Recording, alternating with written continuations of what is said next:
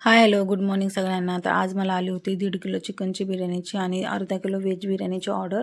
तर इथे मी सकाळीच कामाला लागले होते. कांदा सगळं स्लाईस करून घेतला, त्याच्यानंतर भाज्या मॅरिनेट करून ठेवल्या होत्या अर्ध्या तास अगोदर. इथे 1.5 किलो चिकन आणि 1.5 किलो तांदूळ असं प्रमाण मी वापरते.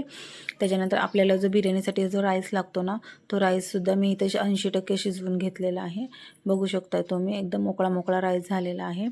त्याच्यानंतर मग आपल्याला जो बिर्याणीसाठी जो कांदा लागतो ना, जो आपण ब्राऊन करून घेतो, तो सुद्धा माझा इकडे चालू होतं. तर कांदा पण इकडे ब्राऊन झालेला होता. त्याच्यानंतर मग मी भाज्या पण 80% शिजवून घेतल्या आणि चिकन पण मी शिजवून घेतलं होतं 80%. आणि त्याच्यानंतर ह्या दोन्ही बिर्याणी मी 20 मिनटं दम देऊन घेतल्या.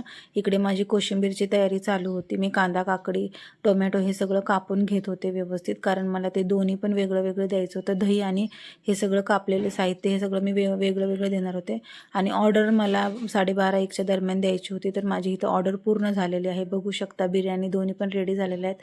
कसा वाटला व्हिडिओ? धन्यवाद.